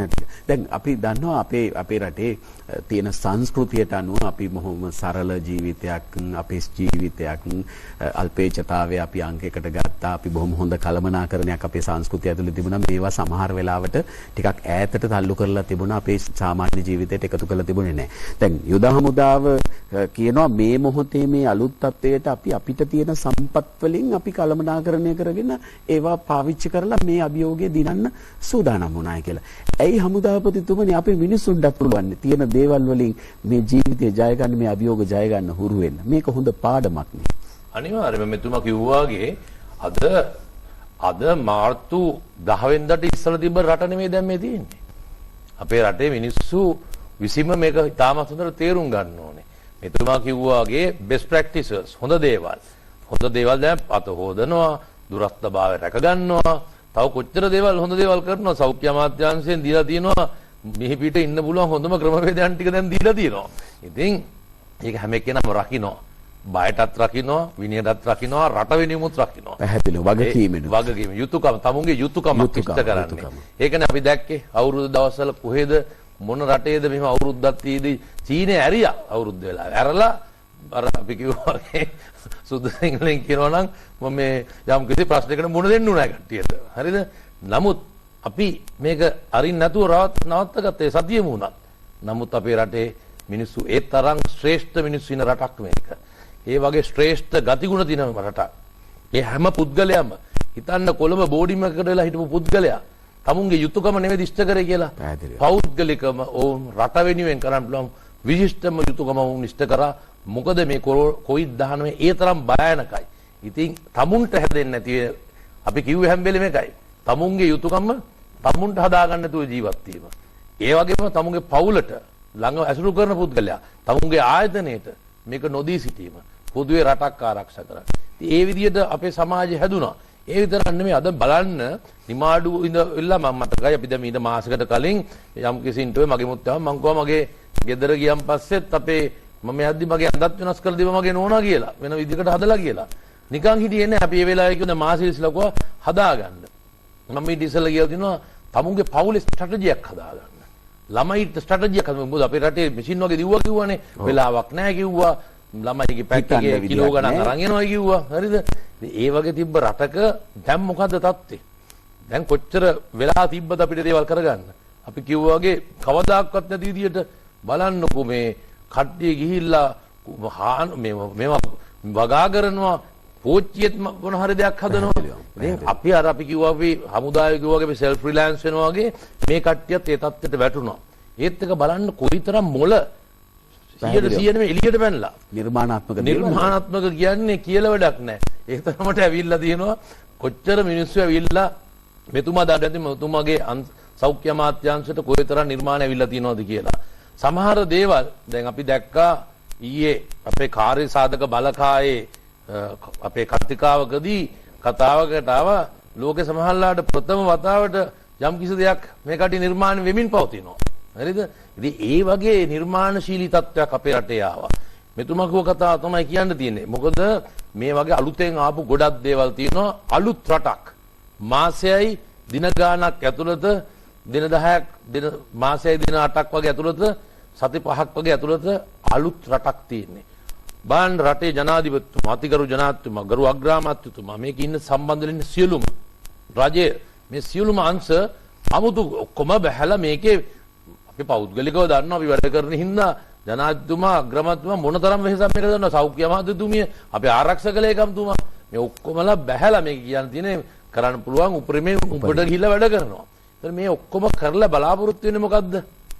පළවෙනි කාරණේ කොවිඩ් වලින් අපි රට බේර ගන්න. දෙවෙනි කාර්යය මම දකිනවා මේ ගමන යන ගමන් හිතන ඇති අලුත් රටක් හදන්න. පැහැදිලි. අපිට බැරි කමක් නැහැ. අපිට පුළුවන් වෙයි දැන් බලන්න මේ දවස්වල අපිට තිබ්බ එළවලු ගත්තන් පස්සේ අපි මේ මෙච්චර මේකක් තීද්දි දුන්නා මේකක් මාළු අල්ලන කඩට ගිහිල්ලා එක කරගන්නයි කියලා. මෙච්චර මාරුකම් තීද්දි ක්‍රමවේදයන් හැදුවා මේ අනිත් පළත් බලන්න අපේ ඉස්සර කාලේ අපි පොඩි කාලේ ඔයගෙත් ඒව මතක ඇති. අපේ පොඩි කාලේ අපේ ගෙදර ගාවට එනවා මාළු බයිසිකලේ තියාගෙන ගෙල්ලා මාළු දෙනවා ගෙදර ගාවට. හරිද? ඊළඟට පොඩි එළවලු දාගත්ත පෙට්ටියක් බැඳගත්ත එක්කෙනෙක් ඇවිල්ලා ඒක දෙනවා. හන්දෑට අපි ඉස්කෝලේ ලබලාගෙන ඉන්නවා බනිස්කාරය දැන් නම් චූම්පාන් තියෙනවා. ඒ කාලෙත් බනිස් එකක් ඒ වගේ එනවා. ඊළඟට භූමි තෙල් එක ආවේ. භූමි තෙල් කරත්තයක් ඇවිල්ලා දුන්නේ. අපි පෙට්‍රල් ගහන්න ගියාද මේ ෂෙඩ් වලට. හරිද? භූමි තෙල් කරත්තය ගෙනලා දුන්නා. දැන් මේ කොවිඩ් එක හැමදේම අර කියන වගේ සිල්වර් ලයිනින් එකක් එනවා කියන්නේ කළු වලාකුලක ඉදිරි ඒකාවක් එනවා වගේ අපේ රටට නම් මම දකින්නේ අර අපි තර්ජනයේ මේ යන අතරේ අපි මේ පැත්තට හැදිලා තියෙනවා. දැන් බලන්න කොළොලු ටික ගෙවල් වලට ගේන දේවල් තත්ත්වයක් හැදිලා තියෙනවා. මාළු කුකුල් මස් එකක් දැන් මේක ෆ්‍රීසර් එකක දාලා ත්‍රිවිල් එකක ගහගෙන ගෙනල්ලා ගහනවා. අර චූම්පාන් එකේ සද්ද විතරයි නැත්නම් දැන් ශබ්ද දැන් වෙනස් කරොත් එහෙම එළවලු වලට එක සද්දයක් අරකට එක සද්දයක් දැම්මොත් ගෙවල් වල මිනිස්සු දැන් මේකට හැදිරෙනවා. එතකොට අපිට දුවන්න දෙයක් නැහැ කඩවල් වල. නේද? කඩවල වල දුවන්න දෙයක් නැහැ. වෙනම සංස්කෘතියක් අපිට අපි කියලා නැගිටින්න පුළුවන් තත්යකට දැන්ටම අවිල්ලා තියෙනවා. මම කොවිඩ් ඉවර වෙන්න ඉස්සෙල්ලා මෙතුමා කිව්ව කතාව අර කිව්ව දැන් සමහර ආයතන වලින් අපිටත් පරිත්‍යාග කරලා දෙනවා. අත හොදන මේ වොස් බේසිනුත් එක ඒක ගලවලා අයින් කරන එක නෙමෙයි තියෙන්නේ. ඒ වගේ මේකෙන් අයින් වෙන්න හොඳ නැහැ. මම දකින්නේ ප්‍රබල රාජ්‍යයන් දනගස්සපු මොහොතක අපි පොඩි රාජ්‍යයක් වශයෙන් අපි කෙලින් හිටගත්තා. අපි මේක ලෝක සිතියමේ මේ වන විටත් ලෝක සිතේ ප්‍රබල ස්ථානයක අපි සටහන් කරලා ඉවරයි ශ්‍රී ලංකාව කියන මේ කුඩා දිවයින. අපිට මෙතනින් එහාට මේකේ ජවය අරන් අපි අනිවාර්යයෙන්ම යන්න ඕනේ ලෝකේ ප්‍රබල රටක් හැටියට. මේ බී ආර්ථිකයෙන් අපි තාම දිනුනෙ තියෙනවා. නමුත් ප්‍රබල රටක් හැටියට අපිට ජය ගන්න පුළුවන් හොඳම අවස්ථාව මේ ක්‍රියාපටිපාടി දිගටම කරගෙන යා යුතුමයි. කොවිඩ් පරදවීමේ මෙහෙයුම ඒ හරහා කොවිඩ් අපිට කියා දුන් පාඩම් ඔස්සේ අපිට මේ කළු වලාව තුල රිදී රේඛාවක් මතු කර ගැනීමේ හැකියාව අපි සාකච්ඡා කරමින් ඉන්නේ. විරාමයකට නැවතත් අවසර දෙන්න.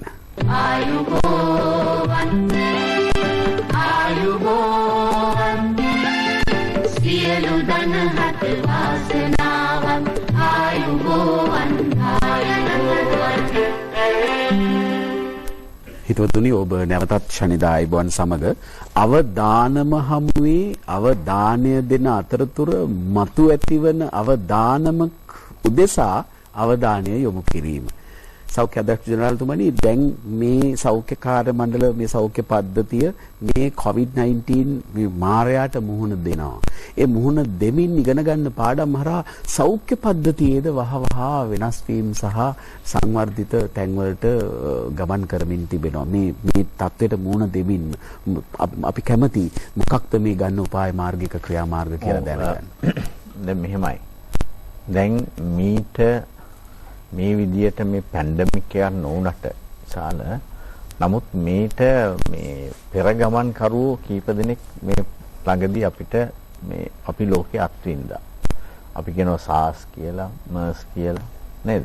ඔව්. එතකොට ඒ එක්කම තව දෙයක් තියෙනවා අපි CBRN කියලා. ඒ කියන්නේ මේක ප්‍රබලව ලෝකේ ඒක මතු නැති වුණාට අර මේ CBR කියන්නේ chemical, biological, radiological, nuclear. ඒ කියන්නේ ඒ යම් කිසි විදියකට මේක මේ ප්‍රතිවාදිකම් නිසා යුද්ධය මේ වගේ ෆ්‍රන්ට් එකකට ගේන්න පුළුවන් කියන එක. එතකොට මේකේ biological කියලා කැලලක් තියෙනවා. එතකොට ඒ සඳහා විවිධ ආකාරයේ පුහුණු මම දන්නවා හමුදාවෙත් වෙලා තියෙනවා, පොලිසිය වෙලා තියෙනවා, ඒ වගේම සෞඛ්‍ය අමාත්‍යාංශෙත් එවැනි පුහුණු සිද්ධ කරනවා. නමුත් මේ පෙර ගමන් කරු හිටියට අපි ශ්‍රී ලංකාව හැටියට ඉදිරියට මේ අවස්ථාවවලදී මොන වගේ කටයුතු කරන්න ඕනද කියලා ඒ පාඩම ඉදිරියට ඉගෙන ගත්තේ නැහැ. නමුත් මේ අවස්ථාවේ අපි මේ පාඩම හොඳින් ඉගෙන ගත්තා. ඒකම මේ සියලුම මේ සියලුම මේ දෛනිකව කරන කටයුතු අතරේ අපි මේ වන විට සූදානම් කරලා තියෙනවා ඉදිරියට කොහොමද අපේ සෞඛ්‍ය පද්ධතිය මෙවැනි රෝග සඳහා එහෙම නැත්නම් මෙවැනි CBRN තත්වයක් වෙන්න පුළුවන් එවැනි තත්වයක් සඳහා මේ කොහොමද සූදානම් වෙන්නේ කියන්නේ. ඒකේ ගත්තාම දැන් බලන්න දැන් අපි මේ අවස්ථාව වෙනකොට මේ සත්කාර සේවාව කළා තියෙන්නේ ඉතා මේ නවීන මේ යටිතල පහසුකම් වල නෙවෙයි. දැන් ගන්න IDH රෝහල රෝහලේ නවීන මේ යටිතල පහසුකම් නැහැ. මේ පහුගිය කාලේ මේ එක පැත්තකින් මේ ගුවන් හමුදාව එක පැත්තකින් යුද හමුදාව අපිට උදව් කරා මෙතන යම් යටිතල පහසුකම් හදාගන්න. ඒ වගේම සෞඛ්‍ය අමාත්‍යාංශය වෙනත් දානපතින් උදව් කරා විවිධ දේවල් සඳහා. එතකොට හැබැයි අපේ කාර්ය මණ්ඩලයේ ඒ සම්බන්ධයෙන් ඒ පහසුකම් නොතකා ඒ කටයුතු කරනවා. දැන් අපි මොකද්ද කරන්නේ? දැන් අපිට එකක් තමයි අතිගරු ජනාධිපතිතුමා විසින් නැති කරලා තියෙනවා මේ සම්බන්ධව අරමුදලක්. එතකොට එහිත් අපි ക്രിයා කරනවා. එතකොට ඒ අරමුදලට විශාල වශයෙන් ජනතාවගේ විවිධාංශවල සහයෝගය ලැබිලා තියෙනවා. අනිත් අතට අපිත් එක්ක කටයුතු කරනවා මේ ඩෙවලොප්මන්ට් පාර්ට්නර්ස් කියන ඒ කියන්නේ සංවර්ධන සහකරුවෝ. ඒක ලෝක බැංකුව වෙන්න පුළුවන්, ලෝක සෞඛ්‍ය සංවිධානය වෙන්න පුළුවන්, යුනිසෙෆ් වෙන්න පුළුවන්, මේ වගේ විවිධ ග්ලෝබල් ෆන්ඩ් වෙන්න පුළුවන්. එතකොට අපි මේ අවස්ථාවේ විශාල වශයෙන් කටයුතු කරලා තියෙන ඔය අය එක්ක. ඒ අනුව අපි මේ කොවිඩ් වසංගතයේ අවසානයත් සමගම නිර්මාණය වෙනවා උදාහරණයක් හැටියට මේ IDH රෝහලේ කියන්නේ බෝවන රෝග විද්‍යායතනයේ නවීන පහසුකම්. දැන් මේ අවස්ථාවේදීත් ඇත්ත වශයෙන්ම මේ තනාගෙන යනවා CT යන්ත්‍රය ඇතුල් කිරීම සඳහා මේ අවශ්‍ය කරන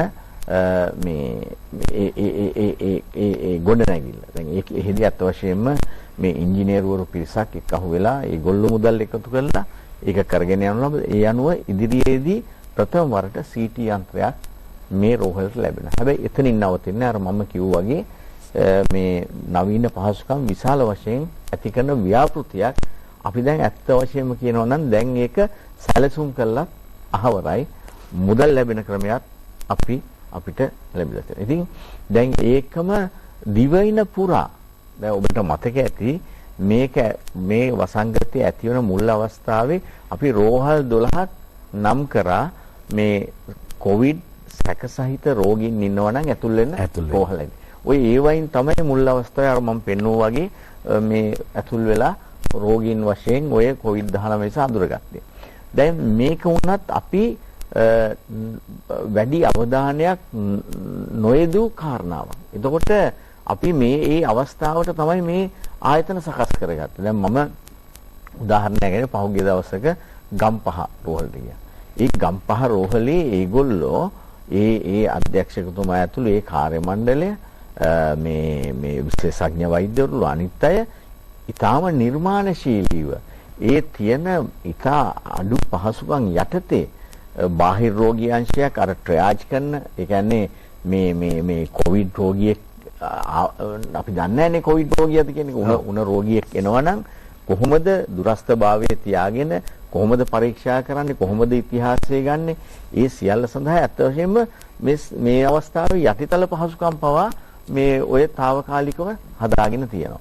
ඉතින් දැන් අපි ඊළඟට කරන්නේ දැනටම අපි සැලසුම් සකස් කරලා තියෙනවා සැලසුම් ඇඳලා තියෙනවා මේ දිවයින පුරා රෝහල් සංඛ්‍යාවක අර කියන අයිසොලේෂන් යුනිට් අර කියන පොසිටිව් ප්‍රෙෂර් නෙගටිව් ප්‍රෙෂර් තත්ත්වයන් යටතේ ඉතා හොඳ ඒ යුනිට් ඇති කිරීමේ ක්‍රියාවලියට අවතීර්ණ වෙනවා. ඉතින් එතෙන්දී අත් වශයෙන්ම ගරු සෞඛ්‍ය අමාත්‍යතුමියත් අත් වශයෙන්ම මේවට සහභාගී වෙලා මේ කියන ඩෙවලොප්මන්ට් පාර්ට්නර්ස්ලා එක්ක සාකච්ඡා පවත්වලා ඒ తත්වය දැන් උදා වෙමින් පවතිනවා. ඉතින් ඒ නිසා මේ නැවතත් කියන්නේ මේ කොවිඩ් ඊටාම දරුණුයි ඊටාම කුරිරුයි. නමුත් මේ අවස්ථාව අපි පාවිච්චි කරනවා ශ්‍රී ලංකාවේ ඉදිරි අනාගතය සාර්ථක කරගන්න මොන විදියටද ඒ හැම අවස්ථාවම අපි භාවිතා කරනවා කිසි දෙයක් පසෙකට දාන්නේ නැතුව. අපේ රට සහ ලෝකේ බොහෝ රටවල් මේ වසංගත තත්ත්වයට මුහුණ දෙන ආකාරයේදී ඔවුන් දක්වන සමහර අසමත්කම් ඔස්සේ අපට පෙනෙන්න දකින්න තියෙන දෙයක් තමයි ඒ රටවල් වල ඉන්න බොහෝ ශ්‍රී ලාංකිකයෝ මේ රටට එන්න ආයාචනා කරමින් ඉන්නවා. ඉල්ලීම් කරමින් ඉන්නවා ජනාධිපතිතුමාගෙන් ඉල්ලීම් කරනවා අපිට රටට එන්න අවසරය දෙන්නට කියලා. දැන් අපි කොරෝනා වසංගතයේ මේ විදිහට මර්ධනය කරමින් ඉන්න අතරතුර රටේ යම් ආකාරයකට විවෘත කිරීමකට ගියොත් ඒ ආයාචනාවන් දෙසද යුද හමුදාපතිතුමනි සලකා බලන්නට වෙනවා. එහෙම මොකක්ද තියෙන සැලසුම අනාගතයේ වුන්ට දෙන්න තියෙන පණිවිඩය? ඔව් ඉතින් ඔබ දැක්ක වූහාන් වල උනේත් ඒ වගේ දෙයක්. පටන් ගත්තේ එතනින්. අපි මේ දේ කරා. ඉතින් බෑ කියලා දෙයක් නැහැ. ඉතින් ආයෙත් කියන්න තියෙන්නේ. හැක්කක් නොවේද කොහොම ගියත්. අපි හැබැයි සමගියේ අපේ සමගියේ ශක්තියක් කරගෙන අපි ජීවත් වෙනවා නම් ඒ කට්ටියත් අතුරට ගන්න හැකියාවක් තිබෙනවා. ඒ කට්ටිය ගන්න අපේ සමගිය තියෙන්න ඕනේ මෙතන. ඒක තමයි අපේ ශක්තිය. ඉතලා අපි මේ හරි ගස්ස ගන්නවා. අපි හරි ගස්ස ගන්න ඕනේ. දැන් අපි හරි ගස්සාගෙන ඉන්නවා. යම් කිසි ආකාරයකට අර කිව් විදිය විශාල කැපකිරීම කරගෙන අපි මේ දේ කරගෙන ඉන්නවා. ඒත් එක්කම තමයි අපිට අමතක කරන්න බෑ අපේ රටේ පුරවැසියන්. ඒ කට්ටියට එන්න ඕනලා කියන්න පුළුවන්කම තියෙන්න ඕන. නමුත් මේ වෙලාවේ තියෙන වාතාවරණය යටතේ උන්ට යම් කිසි මේ කාලයක් දීලා තියනවා ඉන්නයි කියලා. ඊන තැන් වල රැක බලාගෙන හොඳට පරිස්සම් වෙලා ඉන්නයි කියලා තියෙනවා. ඒ කට්ටිය දැනට ඉන්නවා. නමුත් සමහර අතර කට්ටිය කැමති පේනවා ලෝකේ මේ අපේ රටවල අපේ රටේ නෙමෙයි පිට රටවල පුළුවන් නම් කට්ටිය මෙහෙට මේ වීස දාගෙන ඇවිල්ලා නවදින උත්සාහ කරනවා අපේ රටේ දැන් තියෙන තත්ත්වය දැක්කන් පස්සේ. ඉතින් එහෙව් එකේ අපිට අපේ යුතුයකමක් වෙනවා අපේ රටේ ජාතිය අර වගේ ඉස්සල්ලා ඉතාලි කට්ටිය දෙන්න දෙපයි කියපු සමහර අවස්ථාවක් දැක්ක නැතුව නෙමෙයිනේ. ඒ වගේ අපි ගෙන්න ගන්න ඕනේ අතිගරු ජනාධිපතිතුමා ගරු අග්‍රාමාත්‍යතුමා ප්‍රමුඛ රජයේ මේ සම්බන්ධව ක්‍රියා කරමින් සිටිනවා. අපිටත් උපදෙස් දීලා තියෙනවා. අපේ සූදානම ඔබතුමා අහුවගේ හැම වෙලෙම කලින් වැඩේ වෙන්න ඉස්සෙල්ලා අපි සූදානම් වෙන කට්ටිය අපි. ඉතින් ඒකින්ද අපි සූදානම් හමුදාවක් වශයෙන් ත්‍රිවිධ හමුදාව අපි සූදානම් වෙමින් පවතින මේ අවස්ථාවේදී ඔබ කියන කණ්ඩායම ඕනම කණ්ඩායමක් රටට ගෙනල්ලා ආරක්ෂිතව ගෙනල්ලා නගින තැන ඉඳලා ආරක්ෂිත වෙන්න ඕනේ කට්ටිය. ඒවට ක්‍රමවේදයන් හදමින් පවතින අතිගරු ජනාධිපතිතුමා උපදෙස් දීලා තියෙනවා. මේ වෙනකොටත් කොහොමද ඒව ගේනවා නම් කොහොමද ගේන්න ඕනේ, ෆ්ලයිට් එකේ ගේන්න ඕනේ කොහොම ක්‍රමවේදයක් මොකද්ද, ආවන් පස්සේ කරන්න ඕනේ මොකද්ද, ඊට පස්සේ එතනින් ට්‍රාන්ස්පෝර්ට් කරලා අරගෙන යනවා නම් මොනවද කරන්න ඕනේ, ඒ කට්ටිය ඊට පස්සේ රක බලාගන්නේ කොහොමද, මේ ඔක්කොම මේ වෙනකොට සූදානම් කරලා තියෙන්නේ. ඉතින් වෙලාව එන්න ඕනේ ඇත්තටම මේ තත්ත්වයක් මේවා කරගෙන එහෙමුත් එන්න ඕනේ. සමහර රටවල් වල යම් රෙස්ට්‍රික්ෂන්ස් තියෙනවා. වූහාන් වලට යද්දි දැක්කා ඒ පැත්තට කවදාකවත් ගුවන් යානයක් එහෙට ගිහිල්ලා නැහැ. ශ්‍රී ලංකන් එකක් ගිහිල්ලා අතරමඟ නවත්තන්න තහනම් ෆුවල් ගාගෙන තෙල් ගහන යන්න ඕනේ. ආපහු එන්න තෙල් ගාගෙන යම් කිසි වැඩ ප්‍රමාණයක් අරන් යන්න ඕනේ. එතකොට ඒ වගේ දේවල් කරා වගේ මේක ක්‍රමවේද ගොඩක් දේවල් තියෙනවා. ඒත් එක්ක කවුද ඉස්සෙල්ලා එන්නේ කියලා එකක් තියෙනවනේ. ඉතින් ආවන් පස්සේ කවුද ඉස්සෙල්ලා එන්නේ ඒවා තියෙනවා. ඉතින් ඒකින්ද මේ ක්‍රමවේදයන් මේ තියෙන දේවල් හැම එකකටම සැලසුමක් අදලා ජනාධිපතිතුමාත් අගමැතිතුමාත් මේ වෙනකොට ඒ සම්බන්ධයෙන් සාකච්ඡා කරලා තියෙනවා.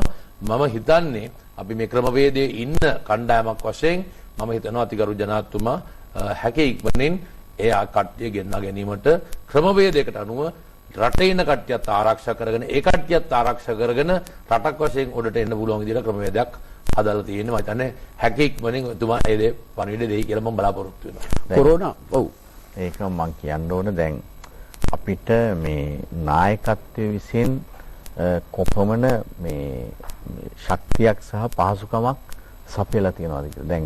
දැන් ගත්තොත් එහෙම අතිගරු ජනාධිපතිතුමා මේ මං හිතන්නේ මේ දැන් ඉන්න රෝගීන් 240 ගාන ගැන මං හිතන්නේ එක රෝගියා ගානේ දන්න ප්‍රමාණයට එච්චරට දන්නවා. ඒ කියන්නේ මේ සම්පූර්ණයෙන් මේ පිළිබඳව අපි සමග විමසමින් දිගටම කටයුතු කරනවා. ඉතින් ඒ වගේම දැන් අගමැතිතුමා කොපමණ මේ රැස්වීම පැවැත්වුවා. දැන් අතන එක දිනක රාත්‍රියේ මට කතා කරා එතුමා අගමැතිතුමා කතා කරලා කිව්වා මේ අනිල් මම මොහොකටවත් නෙමෙයි කතා කරන්නේ වාටියම් මහන්සි වගේ පොඩි රෙස්ට් එකක් ගන්න කිව්වා මේ දවස් දෙකක් හොඳට නිදා ගන්න කිව්වා. ඉතින් ඒ කියන්නේ අර ඒ ආශිර්වාදේ ඒ දයාව මං හිතන්නේ දැන් එහෙම වුණාම අපිට තව නිදා ගන්න හිතෙන්නේ නැහැ. අපිට තව වැඩ කරන්න හිතනවා. ඉතින් එවැනි තත්වයක් තිබීම ඊටාම වැදගත්. මොකද එහෙම ඒ තුලින් අපි ශක්තිය, ඒ වගේම ඒ තුලින්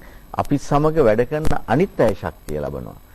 මොකද අපි ශක්තිමත් වෙන තරමට අපේ සමස්ත කණ්ඩායම් ශක්තිමත් වෙනවා.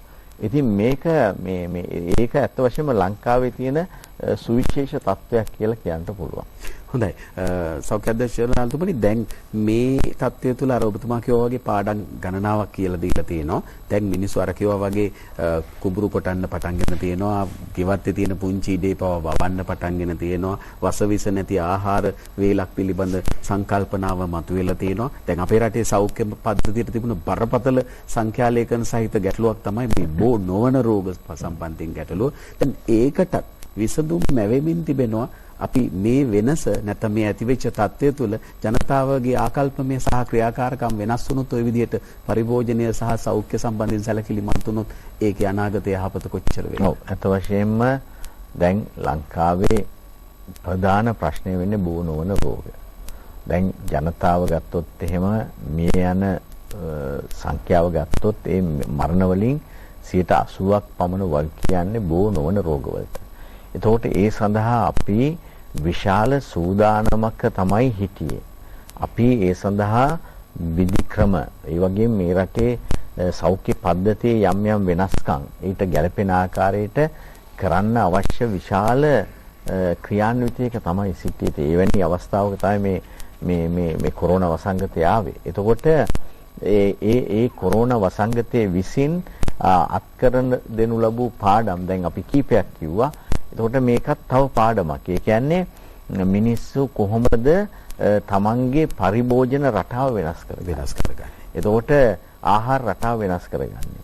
එතකොට අර කියන විදිහට තමන්ට පුළුවන් විදිහට මේ පුළුවන් තේ සමහරවිට ගෙදර ඉඩ නැති වුණත් අර මෙතුමා කිව්වා වගේ මල් පෝච්චියක හරි යම් කිසි දෙයක් වවා ගන්නේ කොහොමද? ඒක කොහොමද අපි ඒ විදිහට අපේ මුළු රටේම යම් කිසි විදිහට ඒ ආහාර නිෂ්පාදන ධාරිතාවය වැඩි කරගන්නේ කොහොමද?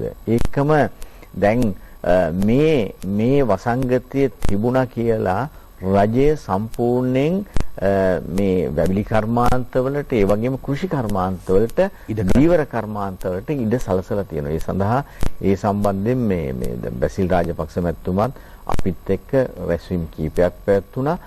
සෞඛ්‍ය අංශයෙන් අපි නිර්දේශ ලබා දීලා තියෙනවා. දැන් අපි ඒක පොතක් විදියට අපි දැන් සකස් කරලා තියෙනවා. දැන් බාර දීමට නියමිතයි. මට ඊයේ ඒක මේ අවසන් කරේ මේ අපේ කාර්ය මණ්ඩලය විසින්. එහෙම දුන්නාම මේ COVID-19 සමග ඉදිරියේදී කොහොමද ඉස්සරහට යන්නේ කියන එක පිළිබඳ තත්ත්වය ඇති වෙනවා. එතකොට එහෙමනම් මේ COVID වසංගතයේදී මේ අපි මේ නොනැසී පවත්වගත් දේ තමයි කෘෂි කර්මාන්තය, දීවර කර්මාන්තය, වැවිලි කර්මාන්තය. ඒවා. එතකොට ඒ කියන්නේ මේ ටික උදාහරණයකට මේ ටික නැති වුණා නම් අපිට එක්කෝ මේ පිටරටින් ගේන මොනවා හරි ආහාර ගන්න වෙනවා. අපි වවනවා කියන්නේ අපි දීවර කර්මාන්තය කියලා අපි මත්ස්‍ය ආහාර ගන්නවා කියන්නේ ප්‍රෝටීන්. එතකොට අනිත් මේ අපි මේ එළවලු වගා කරනවා කියන්නේ ඒ සියලු දේ පෝෂ්‍යදායී දේ. ඉතින් ඒ නිසා මේ අවස්ථාවත් එක්ක අපේ පරිභෝජන රටා වෙනස් කර ගැනීම සඳහා ලොකු තල්ලුවක් ලැබෙයි. මොකද අපි කොහොමත් මේ සූදානම වෙමින් පැවතියේ. ඒ නිසා මේ අවස්ථාවත් එක්ක අපිට තව දුරටත් ඉදිරියට ගමන් කරන්න පුළුවන්. අපි අවසාන විනාඩි කිහිපය ගත කරමින් සිටින්නේ. දැන් සාකච්ඡා වෙනවා ජනාධිපතිතුමන් අවධානය යොමු කරලා තියෙනවා අදාළ අංශ සමග සාකච්ඡා කරමින් තිබෙනවා රට යම් ප්‍රමාණයකට සාමාන්‍ය ක්‍රියාවලියට රැගෙනීම පිළිබඳව. මම හිතන්නේ එතෙන්දී සෞඛ්‍යමය කාරණා සහ මේ නිරෝධායන ක්‍රියාවලියට ලබා දෙන සහයෝගය පැත්තෙන් අපිට කතා බහ කරන්න ජනතාවට දෙන්න තියෙන පණිවිඩයක් තියෙනවා. මම කැමතියි උදාහරණපතිතුමනි එවැනි තැනකට රට ගෙනියද්දී ජනතාව කොයි විදිහටද Tamanගේ විනය පවත්වා ගත යුත්තේ? ඔව්, ඇත්තටම මේක අවස්ථාවක් රටේ ජනාධිපතිතුමාට, අගමැතිතුමාට, රජයට මේ අපි ඔක්කොම ඔක්කොමට ස්තුති ගන්න. පොදුවේ රටේ ජනතාව මේ ඔක්කොම අපි මොනවා කරත් අවසාන වශයෙන් ජනතාව තමයි මේකට ජනතාව හැසිරෙන ක්‍රමවේදය අනුව තමයි මේ කොවිඩ් එක තියෙනවද තව කොයි කාලයක් පවත්වා ගන්නවද ඔක්කොම තියෙන්නේ. ඉතින් ඒත් එක්ක ජනතාවගේ බලාපොරොත්තුකුත් තියෙනවා මේක හැකි ඉක්මනින් දැන් විවෘත කරයි කියලා. ඉතින් ඒකින්ද ජනතාව වශයෙන් ජනතාව කළ යුතු සියලුම යුතුකම් ඉෂ්ට කරලා තියෙනවා. අපිට ඒකේ කතා දෙකක් නැහැ. ඒකේ අවිවාදයෙන් තොරව පිළිගන්නවා. ජනතාව යුතුකම් ඉෂ්ට කරා ඉඳලා කිව්ව විදියට සෞඛ්‍ය අමාත්‍යාංශවල ඊට කියපු විදියට අනිකුත් නිරෝධ ඇඳිරි නීතිවලදී කියන්න පුළුවන් විදියට ඉඳලා කරලා තියෙනවා. ඉතින් දැන් අපි යම්කිසි මට්ටමකට ඇවිල්ලා තියෙනවා. ඒත් එක්ක ඔබ කියන චැලෙන්ජස් තියෙනවා. ඔබ බලාපොරොත්තු වෙන වචනේ මම හිතන්නේ කවද මේක විවෘත කරයිද කියලා. ඒත් එක්ක ඔබතුමා මීට ඉස්සල්ලා ප්‍රශ්නේදී හවුවා පිටරට කට්ටිය ගේනවද කියන එක. හරිද? මේ ඔක්කොමත් එක්ක අපි කර යුතුයි, යා යුතුයි. ඉතින් ඒකින්ද ජනතාවට මෙතුමා වෛද්‍යවරයා අපේ සෞඛ්‍ය අධ්‍යක්ෂ ජෙනරාල් කිව්වා වගේ අපි මේ කරගෙන ආපු ක්‍රමවේදයෙන් ගිලිහෙන්න බෑ. අපේ මානසිකත්වයේ වෙනත් පැත්තකට යන්න බෑ. මේක මේ විදිහටම තියලා මේක කොවිඩ් අති භයානකයි. එච්චරයි. කොවිඩ් භයානකයි හම්බුනොත් බේරෙන්න බෑ කියලා තත්ත්වයෙන් තියෙන්න ඕනේ. කොවිඩ් එන්නේ නැහැ අපි හොයාගෙන අපි කොවිඩ් හොයාගෙන ක්‍රමයක් තියෙන්නේ මේකේ. අපි ගිහිල්ලා අපි ඇඟේට දාගත්තේ නැත්නම් කොවිඩ් එන්නේ නැහැ අපි ගාවට. ඉතින් ඒකින්ද ආපහු බේසික් ප්‍රින්සිපල්ස් කියලා අපිට කවදාකවත් හමුදාය කියන අපේ බේසික් මම හිතන්නේ වෛද්‍ය ශාස්ත්‍රයේ බේසික් අමතක කරන්න බෑ කියනවා. මුල අමතක කරන්න එපා කියලා සිංහල කතාවක්. සිංහල කතාව. අන්න මුල අමතක කරන්න එපා. මුල පටන් ගත්තේ කොවිඩ් පටන් ගද්දි මොනවද කිව්වේ? ඒ ක්‍රමවේදයන් ඒ විදියටම ඉස්සරහට කරගෙන යන්න ඕනේ. අපි මොන තත්ත්වයක ආවත් රට මේක ඉවර කරගත්තත් ඉවර කරන්න පොඩි කාලයක් තියෙනවා.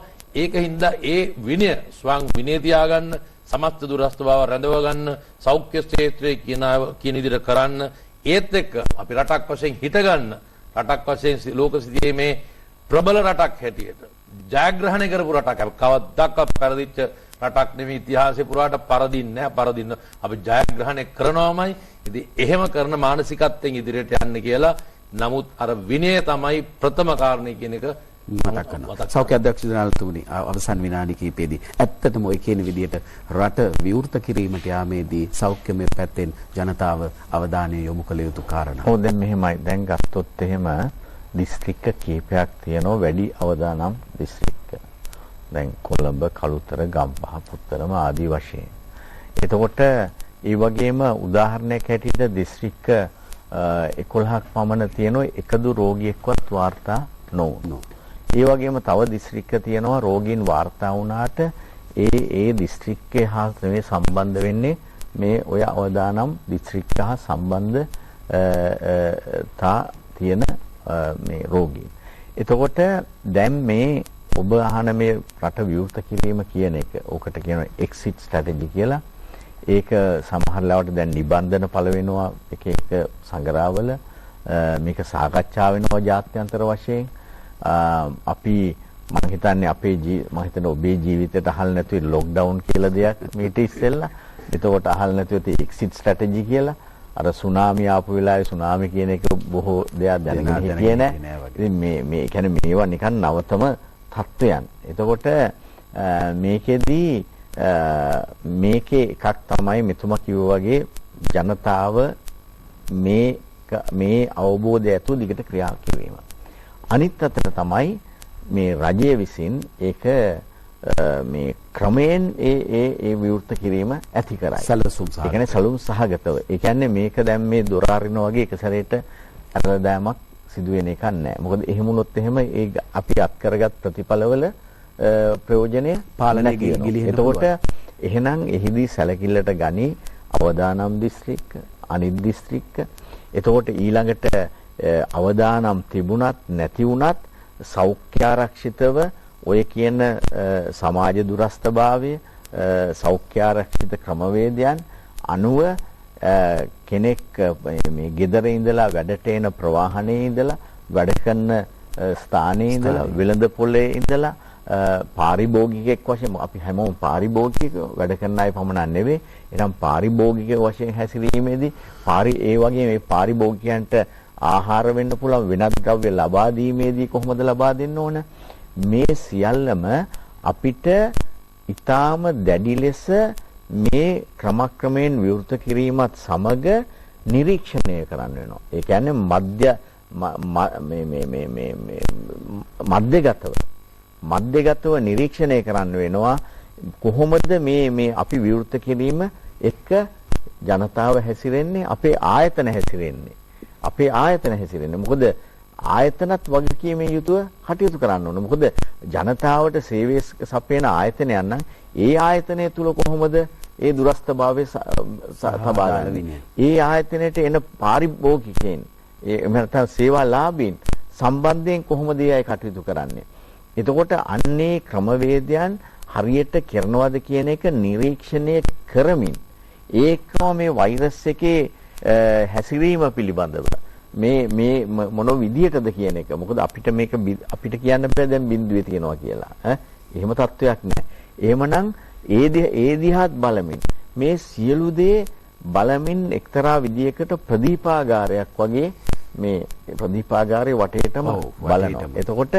ඒ ආකාරයට